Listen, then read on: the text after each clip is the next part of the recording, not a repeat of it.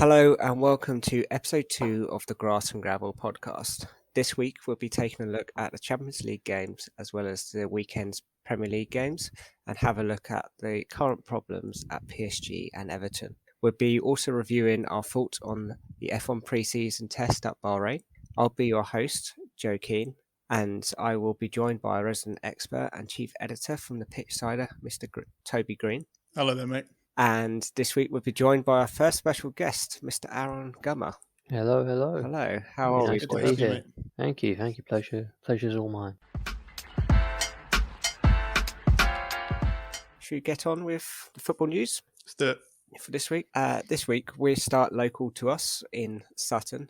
Sutton got a win in the Papa John's Trophy against Wigan on penalties. I think it ended 1-1, and Sutton United's keeper made a save in the penalty shootout, which sends them to Wembley, and they now face Rotherham United. I think this is the first time they've actually gone to the new Wembley. I think they went to the old Wembley 4 times, but this is the first time they've been to the new Wembley. Any thoughts? No, it's always good to see a local team to us do well. Very exciting. Hopefully they can put it through. Yeah, all the best for the final. Yeah, and they look to be doing quite well. Hopefully push on to promotion. Hopefully have a good season. So we do wish them well and good luck. Following on from last week, there's now been sanctions put on Chelsea by the government, so they are not allowed to sell matchday tickets following on from 10th of March. Any sales made from the 10th of March? All merchandise shops have been closed. Roman Abramovich has been stopped as being the director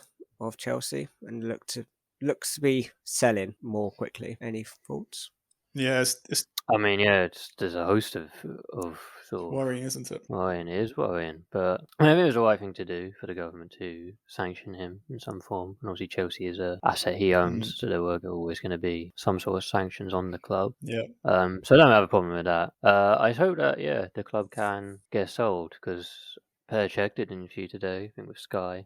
Mm-hmm. But it seemed he said if the season can be finished, which was quite concerning. Yeah, it is. Yeah. So tough times for Chelsea. But basically there's one solution, which is to sell the club and find a buyer. And by all accounts, there are interested parties, so it's just more of a case of whether or not it can be sold. Yeah, this period between selling the club and now is the real turbulent period. There's a lot of question marks on how they're going to go to Champions League games in Europe, and how they're going to pay for accommodation and pay for their players' wages and their staff wages as well. So there's a lot of question marks on that. And in the best interest of the club, it's if they get sold as quickly as possible, that's the best outcome. Yeah, and it's not just about the players as well and everything. Obviously, they'll be fine if they there's hundreds of staff associated with the club. There's about 800 staff there who are on wages similar to me and you and average people, who rely on that club for money, and there's community work, and you don't want to see, obviously there's, tribalism and everything associated with that, but I don't think anyone wants to see a club go bust. No. If, at the end of the day. No, especially a big club like Chelsea. Any club, really. No, I don't think the size. No, I don't want to see Derby go bust either. I don't want to see Wigan. I think they were having struggles at one point. Yeah. You don't want to see community sort of cornerstones go bust, and hopefully a buyer can be found. I have a feeling that it will be, and it will get sold, but just how long it's going to take. In this short-term period is going to be tricky. And we can't forget, it also affects the women's team as well, which are going through the same sanctions. So that's really not good for the women's game, which is at this point especially since Chelsea are one of the best teams who take it seriously. Yeah, that is true. So it's not a good side. You don't want that to fall away either. Although to their credit, both Emma Hayes and Thomas Tuchel have been outstanding throughout this entire situation, the way they've spoken about it. So massive kudos to both of them and the players as well, because both teams of women's and men's have performed admirably and seem to be getting on with things on the pitch and not letting it distract them too much. Yeah, but you can't doubt that there'll be doubts in their minds going forward, and they'll be massive, and again they'll need reassurances of if they'll be able to. I think it's still it's been just over a week, just under. When was it was Thursday, wasn't it? The sanctions? Thursday. Yeah, Thursday. It's still very early on. We're talking on Sunday as of recording now, so I mean, a lot can change in I don't know, who knows, by tomorrow maybe the situation will be entirely different. Seems to be moving on a minute-by-minute basis, yeah. But we just have to see what happens, I guess. Yeah, it's worrying times, though, for Chelsea Football Club. Yes, it is. Yeah, very worrying for fans and staff members. Yeah. Should we move on to Champions League? Yes, it's been an interesting week. Yes. Actual football. We'll start on Tuesday. Bayern Munich 7-1 against FC Red Bull Salzburg. Lewandowski getting a hat-trick. I believe it's the quickest hat-trick from starting a game in the starting 11. Yeah, that's true. In the Champions League. And I think it also qualifies for the perfect German hat-trick, which now, if you don't know what that is, it refers to when a player scores 3 goals in a row in one half without a halftime break or a goal being scored by another player. Didn't know that. I'm saying no every day. Yes. Also, Thomas Müller got 2 goals. First leg was 1-1. Yeah. So, yeah. I mean, it was a shame because it was set up, for the miracle, victory. Yeah, miracle Salzburg. It did not happen. Well, to their credit, they did get as far as any Austrian team has done in history. No, they did very well, and they shouldn't be ashamed of their performances. Obviously, it was a heavy loss, but Bayern are a great team. One of the favourites to win the whole thing. And they held their own in the first leg and looked like real challengers for that. Massively held their own. But it's just normal Bayern, really. Just played exquisitely well. Lewandowski showed his class. Yeah, ruthless finishes. They took pretty much all their chances. Yeah, they lined up with almost five attackers. Gnabry, Müller, Sané, Coman, Lewandowski. They really went out for attack, and it paid off massively. It was a great game to watch. Lewandowski was his 100th start in the competition as well. So to get a hat-trick as well. I think he's like 5th in the record for Champions League goals at the moment. Yes, yeah, I think he is. And I think also Müller has jumped up on that. Yeah, I think he's in the top 10. Also, the other game that day was Liverpool versus Inter Milan. Liverpool actually lost that game, but did go through. I dipped in and out of this game. Looked like Inter Milan were giving Liverpool a pretty good game, and then Sanchez got sent off, turned the tide, and Inter Milan weren't able to go and get that second goal which they needed to take it to extra time. Yeah, it was a good goal by Lautaro Martinez. I just think maybe in the first leg, Inter should have challenged a bit more. They were capable of doing it. You saw in this game they were capable of doing it. It's just that red card. Difficult to come back from 2-0. And it is, with a man down. After the red card, it was game over. Although Liverpool did, they hit the bar with a post twice. It was a competitive game. So they had it, It was, always going to be tricky for Inter Milan to come back from 2-0 down, especially at Anfield. Yeah. Should we move on to PSG versus Real Madrid? PSG went 1-0 up. And then in comes Benzema and scores a hat-trick in 17 minutes and makes them win. That goes through. Real Madrid pull it back from losing 1-0 in the first leg, and they come behind and go through. Yeah, it's class goal by Mbappe in the first half. Yeah, he scored a really good disallowed goal as well. He did, yeah. The first half was I think the best disallowed goal of the season, maybe. Yes, yeah. That's a category at the Ballon d'Ors, but yeah, there might be a new category for that. Yeah. No, I mean, first leg it was definitely PSG. First half they're the better team. It's not the first time they've done it. It doesn't seem like it's going to be the last time they're going to do it, but they were playing so well in the first half and in the first leg as well. And then there's just a turning point, half time. You wonder what happened. They just had a complete collapse. I don't know. Yeah, it's difficult. If it's a mentality issue, because personnel-wise, I mean, they've got Neymar, Messi, Mbappe, which aside from their quality, you'd think they've all been there, done that. Messi's won the Champions League 3 times. Yeah, twice, I think. Yeah, definitely. Yeah. And Vart, arguably the best player ever, massive experience. Yeah, well, they were saying that players like Marquinhos and he looked Kempembe. Marquinhos looked. He was at fault for the third goal. Shaky, yeah. Yeah, but it was tricky, and it's that's basically their season done now. They've out of the French Cup. They probably will win League One. They'll definitely win League One. They're miles ahead. Well clear. But their season relies on the Champions League, and they just seem to. I don't know. They had 2 good seasons where they got obviously to the final, lost to Bayern, and the semi-final as well. Put 1-0, and then semi-final. They didn't really trouble Man City too much in those games, though. You'd have to be honest. No, it's an age-old. Go on, Joe. I was going to say, I think there's bigger problems at PSG, because even though they are running away of the league, they've lost their away form this season. Is really poor, because they've lost 9 games against the 9 top teams in Ligue 1 at the moment. They just haven't. I don't know whether it's an issue with Pochettino or whether it's higher up or just a mentality. I think so, because they've had previous, that famous 6-1 in Nou Camp after they won the first leg 4-0. The Ramontada, I think it's called. Did the last minute Manchester United as well, Rashford's last minute penalty a couple of seasons ago. So this is not, a new phenomenon for PSG. Aside from the final, really, and I guess arguably last season, they haven't. The collapses have kept on coming, and this is just the latest one. I don't think we can really blame Pochettino. Well, I've been doing some stats. I've been doing some maths. So Pochettino's played, as of that Champions League game, he played 73 games and has 73 games with 13 losses in all competitions. That gives him a win percentage.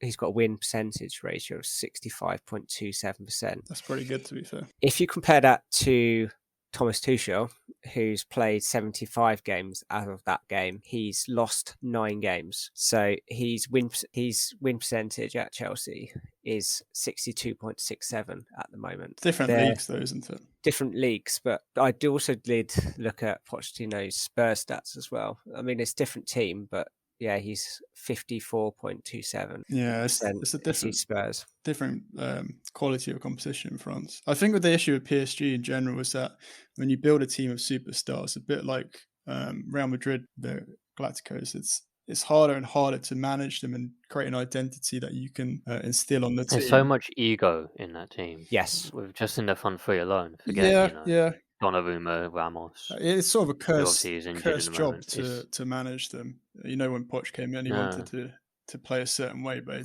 it's impossible with PSG. Even Tuchel, who had the most success, probably of the recent managers there, getting to the final, eventually he fell out with the board, and his win percentage, he goes too much. His win percentage at PSG was 74.8%, so it's nearly about 8%, or nearly 10% difference in the games. Sure, but then even win percentages, I get what you mean, but it's hard to compare. The win that matters is the game in the Champions League. That's what PSG care about. That's what their owners care about. They don't really. I mean, I doubt they cared too much. They didn't win the league last season. They were probably more concerned that they got knocked out by City in the semi-final. Yeah, or even if you only got eyes for one prize, and it's just in these big games when the pressure's on, PSG crumble. Can't seem to handle it. Even when in a game where they had total control. Or was it 17 minutes? You said the hat trick. Yes. They collapsed. The last goal, especially, Benzema's third. It was about 20 seconds after the second from kickoff. Yeah.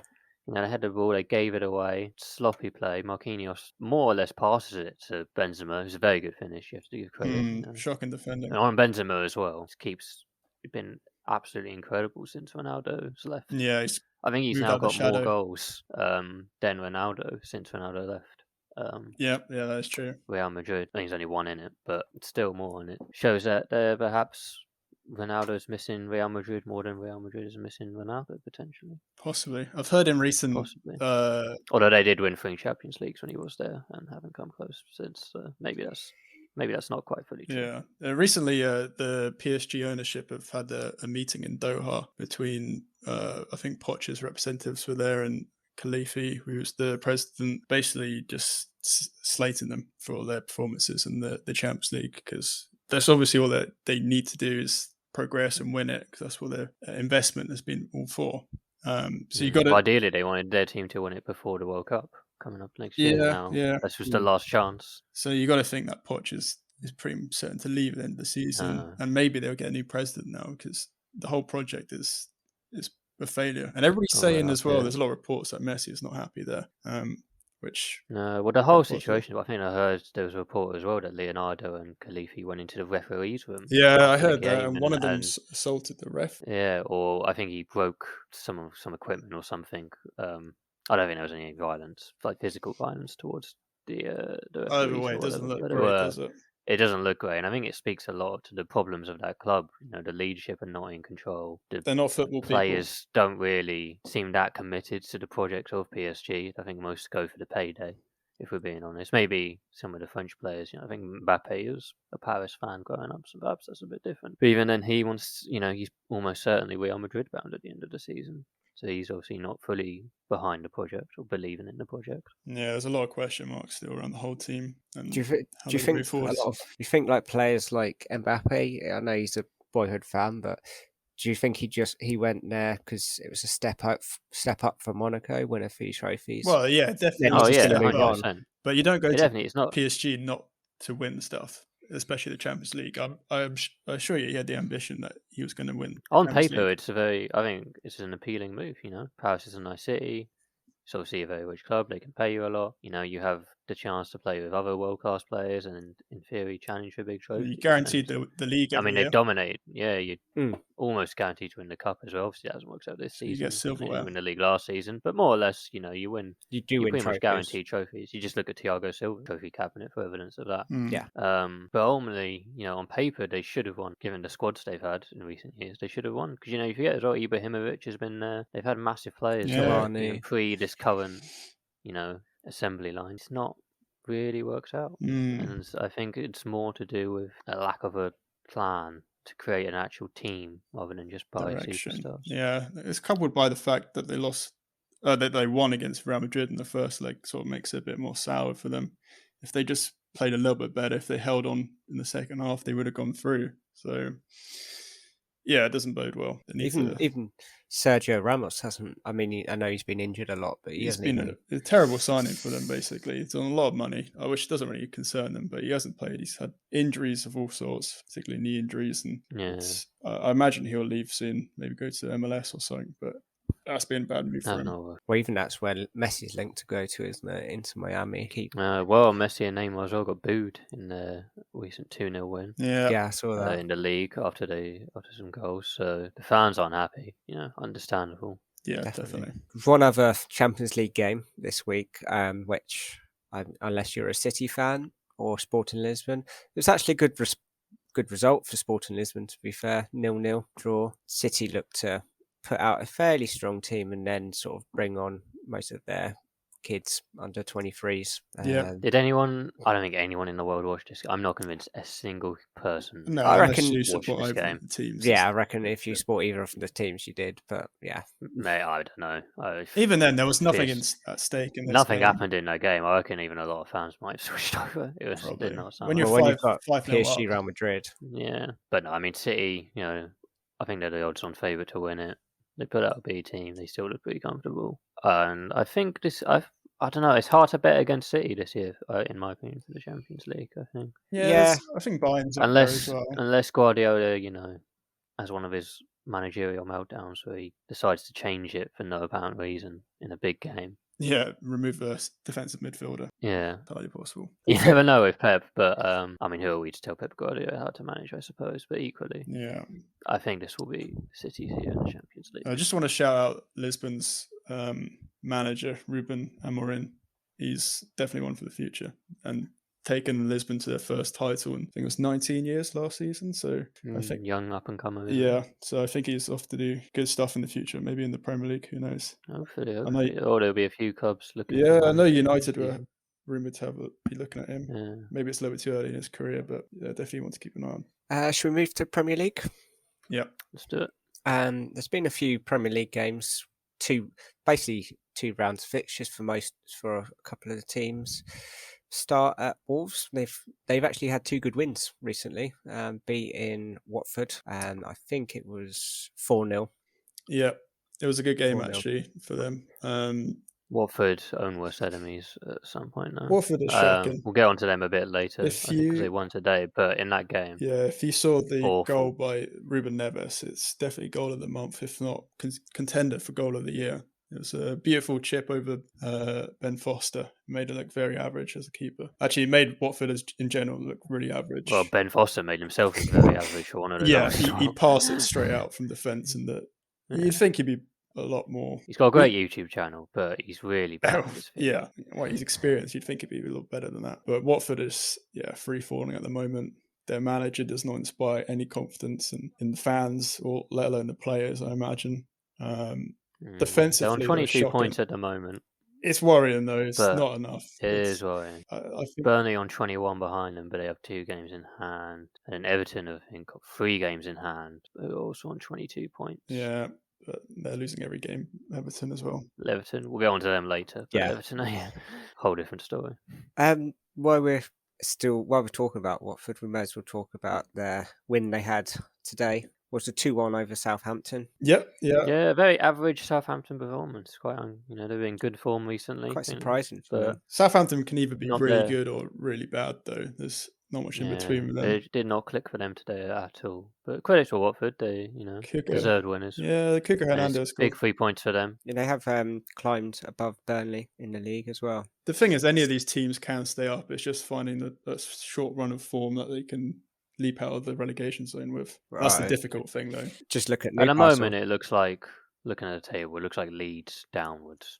Probably 5 teams. I mean, Norwich are probably gone, so maybe 4 teams for 2 spaces. Yep. Potentially Brentford, but then they started to pick up a bit of form. Yeah, Tony started scoring again, so I think that might be clear. They should be fine. I know Newcastle, even though they lost today, should also be okay. Yeah. Well clear on 31 points now. Probably the biggest game of the weekend is Man United versus Tottenham. You both watched this game. Yes. I've only seen the highlights. So Ronaldo did score. His first goal was really good, actually, for outside the box. They're all quite good, to be fair. I'll let you two go on this one. Yeah, so I went into this game not very optimistic. I thought Tottenham would win. And in the whole of the game, I think Tottenham were sort of the most dominant team in possession. They probably had more chances, I'd say. Ronaldo was quite clinical. I think he had 5 chances, 3 goals. Sancho played quite well. So did Fred. But the main concern and the overriding issue was the defence of United. They were absolutely diabolical, especially Maguire, which is kind of expected. But there was sort of a period in time where United found a lot of space in between Tottenham's defence and midfield, so they exploited that quite well. They weren't compact enough, Tottenham. But it was a good game for a neutral in particular. Good to see Ronaldo getting some form. He's now actually the highest top scorer in competitive competitions, beating Joseph Baikan. So that's another one of his stats up there. Although we don't know about Pele. He's probably got over 1 billion goals. Depends how generous you want to count. Depends who you ask, really. Yeah, I mean, it was a game of 2 out of form teams. I mean, I think Spurs' record is now loss, win. Incredibly inconsistent. United have been in pretty poor form. Neither team played particularly well. No, United were awful, I would say. Yeah, if it wasn't... For large parts. I know it's back to that Ronaldo debate. I guess without Ronaldo, you probably lose this game. Easily. But then arguably over the course of the season, it's still, I think, up to debate whether he's been a good signing for Manchester United.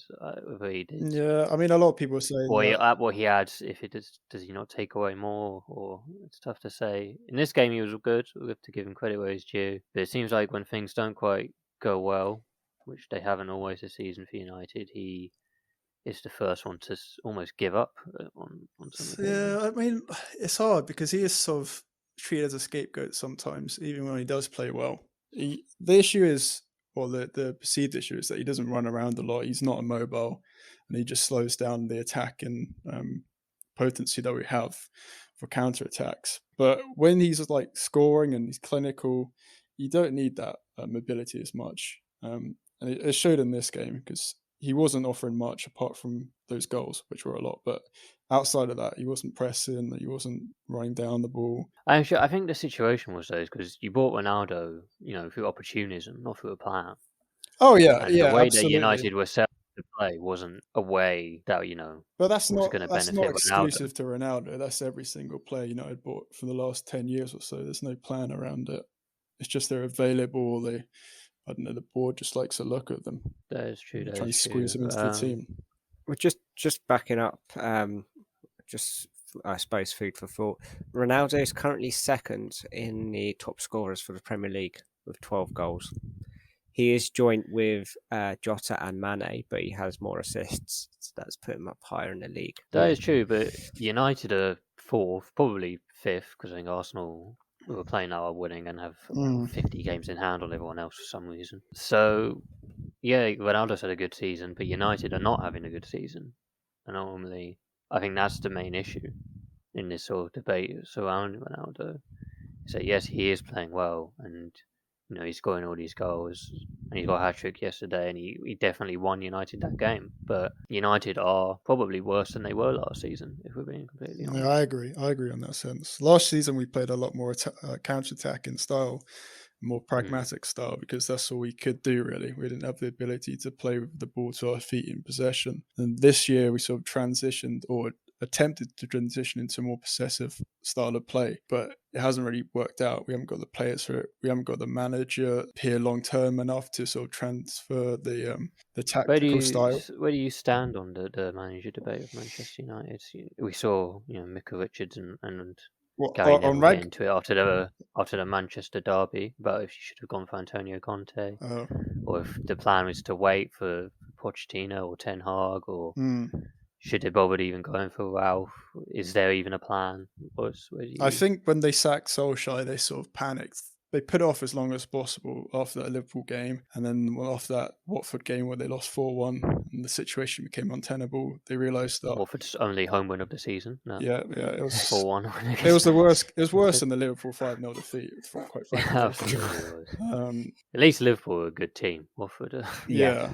So they got Watford. They got Ralph in for half a season, and in a way that seemed like a smart move, just to steady the ship. And I know he hasn't been in management for like 10 years, but he is vastly experienced in being a director. Hopefully that allows us to actually target a manager of high quality and caliber. I do want Ten Hag. Is he actually going to be a director though? He's going to be a consultant. He's not going to be a director. What does that mean though? So is anyone going to listen to it? When a new manager comes in, he can just tell them this player's been shit, this player's been good. I imagine that he'll just say everybody's been bad. But I don't know. Hopefully it'll be... there won't be too many positives. Yeah. But hopefully if a new manager does come in, when they do, it'll help ease them in a way. Ten Hag is... I feel like, because from where you were at the start of the season, obviously there was supposed to be a 4, person title race. It looks like it's a 2-team one now, Liverpool and City. Chelsea are sort of in third place, no man's land. I don't think anyone will catch them, but they're too far away to catch City and Liverpool. And there's a battle for 4th. But United were very much in the title conversation, especially, Sancho, Varane, you may pick Ronaldo. They tend to be at the start. And a few games in. It just didn't. I just feel like it didn't work out. The way the Solskjaer played and the players we signed didn't fit his sort of tactical desires, which seemed to be more counter-attacking. Maybe at the end it was trying to push away from that style. Even when Ralph came in, he tried to implement this sort of 4-2-2 formation, but that soon went out of the window because it just didn't work, didn't get the results. So we've gone back. The problem is if you've got it's very similar to PSG, really. You've got lots of good individual players that don't work well together. Yeah, and I do feel like the main area that we've been needing to improve, which is the midfield, we haven't done that for quite some time now. We've had like still relying on Fred. Yeah, Fred, Matic, and McTominay have been like the rotating players in that deepest position, which is not world class level. Although Fred had a good game against Tottenham. Fred had a really good game. He was probably the second best player. Matic did not have a good game. You'd probably have... No, not as much. Fred had a good game. Yeah. And Rashford was basically not there. Anonymous, yeah. Shocking game. Should we move on to the other team that's probably in more trouble than United? Everton? Considerably more trouble. Yes. Only 1 win in 5. Awful form. Well, I was just looking. They've only won one Premier League game in 2020, which was a 3-0 to Leeds. That was the Bielsa Leeds when they were just at the end of this tenure. They've done all right in the FA Cup, getting through. They beat Boreham Wood. We can't really say we can't. Well, they've done the FA Cup. They beat Hull 3-2. They beat Brentford 4-1, and then they beat Boreham Wood in the fifth round. That's quite an easy run. I don't think Everton fans will be too happy if they have a good cup one but get relegated. I don't think that will compensate. Southampton next. I want to say. So they lost today against Wolves, and then they've got Newcastle next, and then Palace. which... Oh, Palace in the FA Cup, so they could be out of that basically then. Yeah, but they've got Newcastle, and then I think West Ham, and then United, Liverpool, Chelsea. So the end for them is very difficult. It is difficult, and they're in serious trouble. I mean, the only thing that I think could save them is that the teams below them are also not playing well. Yeah, that is true. So I think they could be sort of the best of the worst, and that could probably be their only saving grace at the moment, because they're playing so poorly. You got to think when Lampard... It's not even like they're getting unlucky. He's changed nothing really in terms of form or the amount of goals scored. And I think the signing of Lampard is just not going to help them out at all. I don't think it's... Lampard obviously should have some bounce back in the team, but I think it's a problem higher up in Everton rather than it's the mentality of the club rather than their signings historically have been absolutely woeful in the last 5-10 years. The money they spent on Walcott, Iwobi, and that kind of player has been dreadful. Their defense is basically championship level, but so is for the Norwich as well. That's championship level. So is for Watford. They do have some good players though on paper. Van der Beek, Dele Alli, Decore, Allen, Calvert-Lewin, Richarlison. They've got good players. Pickford was good last year. I mean, it's just about getting the best out of them. It's got to be a confidence thing as well. I think. For sure. It seems to be. They're spiraling into a downward. I'm sure they didn't expect to be near the bottom. The players. I mean, they need a bit of luck to.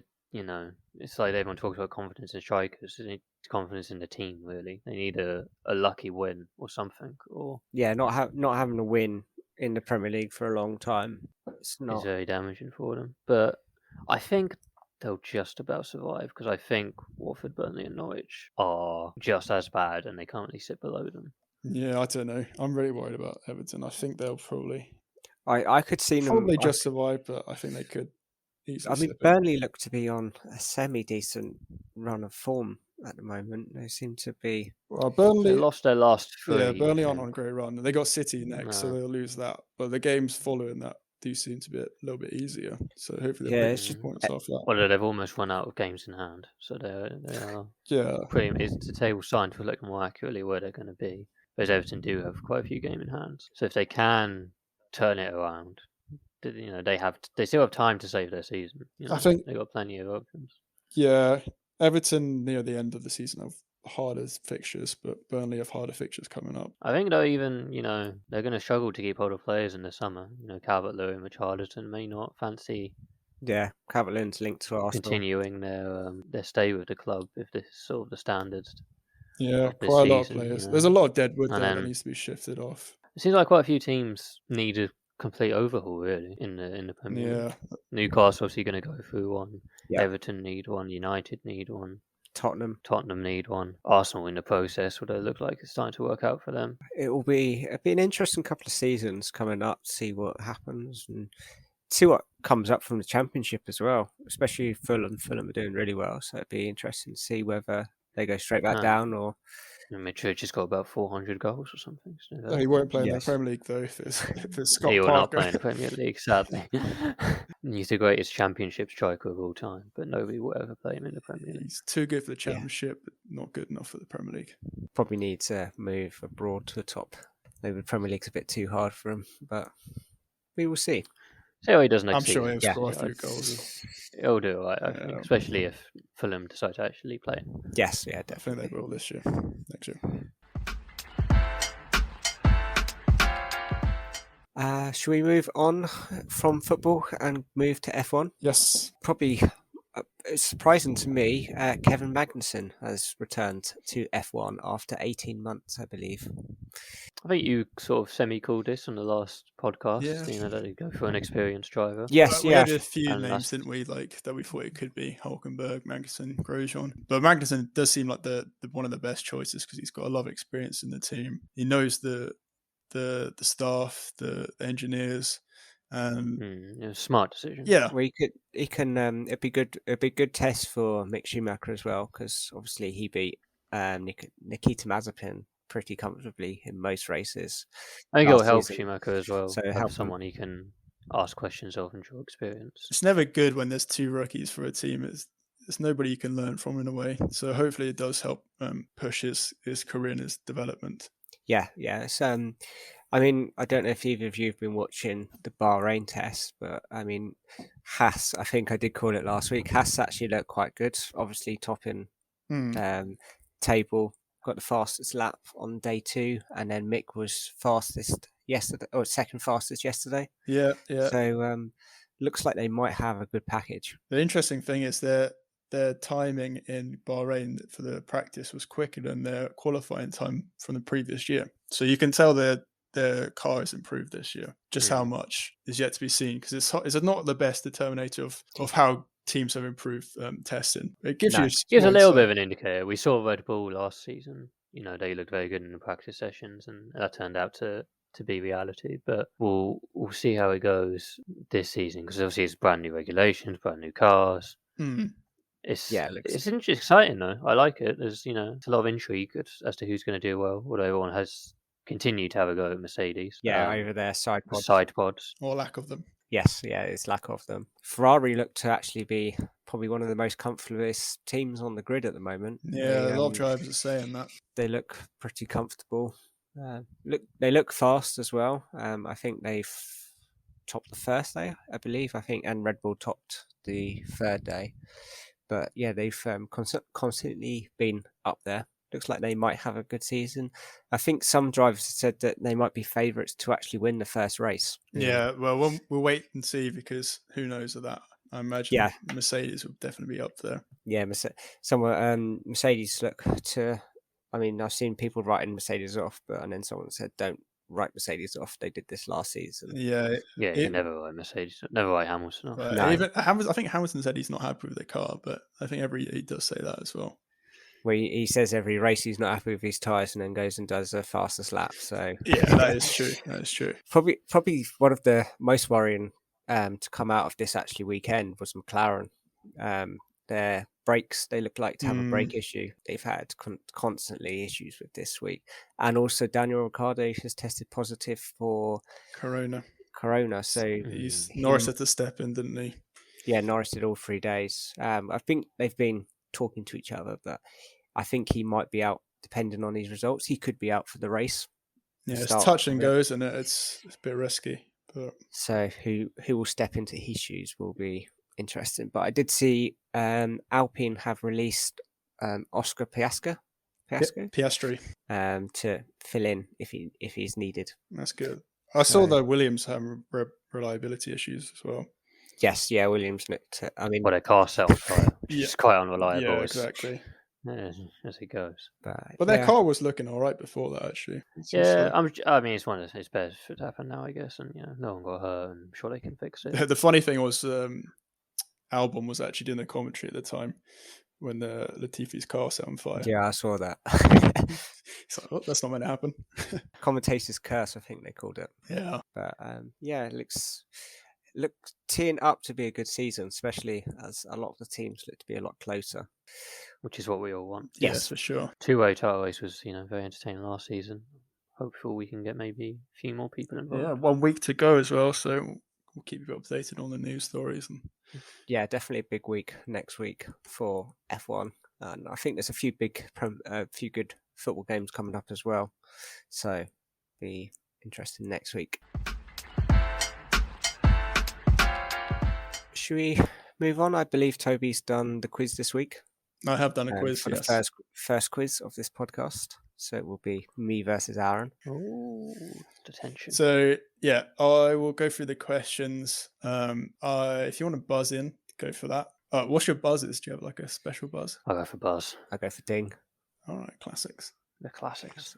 All right, okay. First question: what year did the Champions League start? And I mean the Champions League champion or the European when Cup. they called it the Champions League. So when they rebranded buzz. It. Go on, Aaron. 93. Incorrect. Too early. Let's go 97.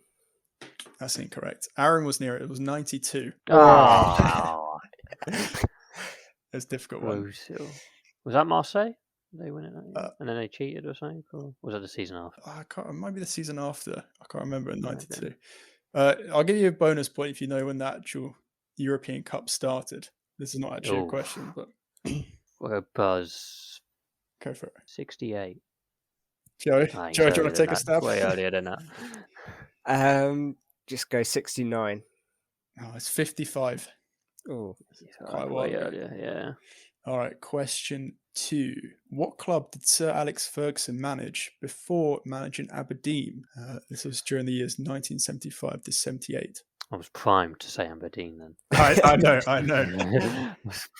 Absolutely fully committed. I have no idea. I have no clue either. If I say they play in white and black, I'll tell you. It's St Mirren. I thought they played in green. Yeah, no idea. I had no. Okay, next question. World Cup 2010. Serbia beat Germany 1-0. Name Serbia's back four. So no. This is having a laugh with some of these. This is easier than you think it is. It's easier than you think it is. So Serbia's back four. Serbia. You can work together on this. All right. Well, Ivanovic has got to be in there. Sure. Ivanovic is on there. He's playing right back. Daniel Agger? He's Danish. Who's Serbian. So you got the left back, centre back, another centre back. Kolarov. You got both full backs now. The two centre backs. Yes. One of them is very famous. It's going to be Vidic, isn't it? Yeah. Vidic. And then one of them's less famous, but still famous. Skirtle? No, he's Slovakian, I think. I'll give you a clue. You play for Dortmund, this guy. Oh, Subotic. Yes. All righty. Get a point? We got 2. Yeah, you got. You got more. Aaron got 3. You got 1, Joe. Next question. Chelsea's favourite player. One of the longest standing players, I think. Maybe not anymore, but Lucas Piazon, everybody's favourite one. Name 3 clubs he's played for other than Chelsea. Fulham. Oh, sorry, Buzz. Yep. Fulham. I think, did he do a stint at Sociedad? Somewhere in Spain. I don't think it was Sociedad, actually. Betis Arnhem. Everyone goes to Betis Arnhem. Yeah. Joe, you're going to pop in with any? If you can pop in the last one, I can't remember. Atlanta? No. I'll say Championship. Is it Swansea? Did he do a stint at Swansea? Didn't know. I'll tell you. He played for Reading, Fulham, Chievo Verona, Rio Ave, Malaga, Sao Paulo. Malaga, that's Frankfurt. There was a lot of options, to be fair. They got a similar kit, that's what. Yeah, they did. All right, so the next bit is player transfer paths.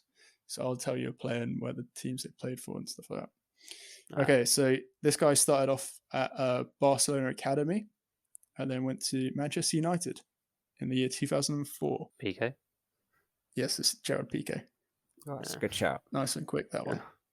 This one might be a little bit more difficult. I don't know. Probably not. Okay, so started off at Corinthians in 2016, then moved to Bordeaux for 2 years, and then moved to Barcelona in 2018. Oh, Malcolm. Malcolm is correct. Gotta love Malcolm. He's at Zenit now. What happens? Was he at Zenit? Zenit. All right, this one is F1 player, Korean paths. So he started off at Sauber in the year 2001. And then he went to McLaren from 2002 to 2006. Alonso? It's not Alonso. And then... It's 2006 he retired? No. 2007 to 2009 at Ferrari. McLaren to Ferrari. And then... Oh, is it? Go on. Barrichello? No. And this will give it away. 2010 to 2011, he left the sport. Oh, is it Kimi? It is Kimi. You're reckoning. Oh, of course.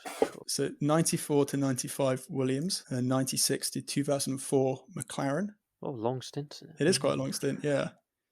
So after that period with McLaren, this guy moved to Red Bull for 2005 to 2008. And then he retired. Wow. He's British, if that helps. I'm drawing a blank. It's down to you, Joe. Mark Webber? I think he might have been teammates with Mark Webber at one point. I think Mark Webber's Australian, isn't he? He's not British. Yeah. I'll tell you what it is. It's David Coulthard. Oh, he does all the interviews now, doesn't he? Yeah, he's on comments. Yeah. Okay, so the next one is name 3 Finnish drivers. You've already named one of them. Kimi, obviously. Yeah. Valtteri. Mm-hmm. Yeah, Bottas. One more. I knew it would be the third one. The other one. No, I have no idea. Is it recent? Not really, but there's famous ones. McLaren driver Mika Hakkinen. Does that ring a bell? Rings a bell. Wouldn't have thought of it. But there's also Nico Rosberg's father, Kike Rosberg was Finnish, or drove under the Finnish flag. Heikki Kovalainen was probably the most recent one. He drove for, I think, McLaren as well. All right, who holds the lap records at Belgium, Mexico, Canada, and Brazil? And I'll give you a clue. He is a driver we recently mentioned. We just listed about 5. Yeah, well, it's one of those.